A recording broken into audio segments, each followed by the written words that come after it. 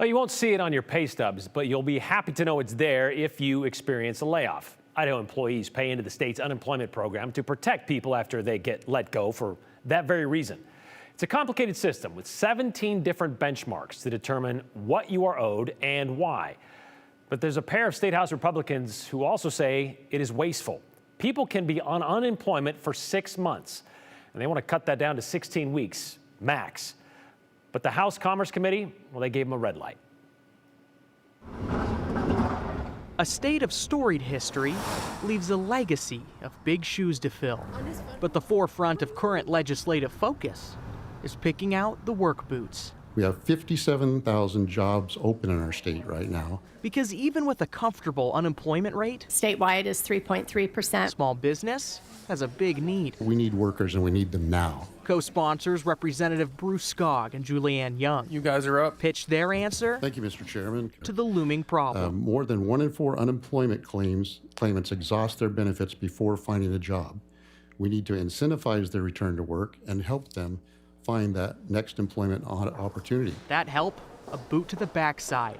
The bill wants to cut the maximum unemployment benefit window from 26 weeks down to 16. I'm going to defer my time to Representative Young, if I may. Who referred us to a testament of the template. Workers in Iowa returned to work 24% more quickly. And the number of people who maxed out their claims dropped by 20%.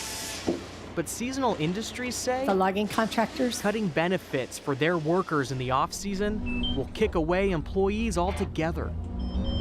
The curtailed operations during fire season can go for a month, 4 weeks or more. Pile that on top of either end of a wet season, loggers can be out of work for months in rural parts of the state where employment is limited. If we were to reduce the benefit weeks, that these individuals would more quickly leave the area and find other employment.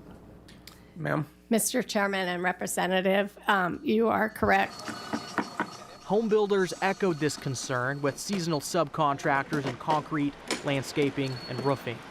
With the current unemployment system, they are able to at least utilize that system and take advantage of that in those down times when we're not building stuff in winter time especially. A practicing lawyer, Skog argues the system should just be a safety net. But at what point does this become a form of corporate welfare? Not a regular contributor to creating a successful business model. But I think I'm going to start hiring paralegals and say, I'm going to lay you off for 2 weeks. It's like vacation, collect unemployment.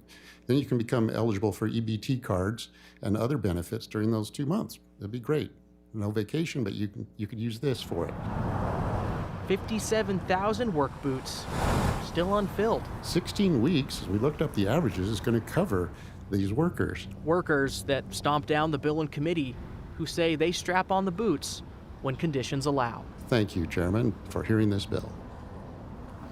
The National Federation of Independent Business backed this bill. They advocate for small business. The Idaho Farm Bureau also supported the bill. Skog argued that small businesses and farms, those kinds of businesses, pay into the unemployment benefit through taxes, but it's the seasonal industries that draw the majority of the value from it. So they're subsidizing and paying a big burden into this that they don't actually reap back for their workers. But we also know, Brian, that seasonal work is important. They got the ear of the committee today. It failed 8-5, I think was the final vote. We don't normally cover bills that kind of die in committee unless they're obviously big, important ones. So it's interesting that this is the outcome of this one. But it's not as if, at least in my opinion, I don't know for sure, but unemployment benefits are not extensive, right?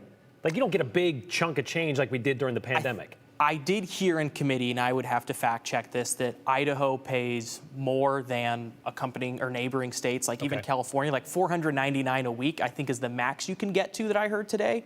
You're not going to get rich off it, but $500 a week, you could get up to $2,000 if you max it out per month.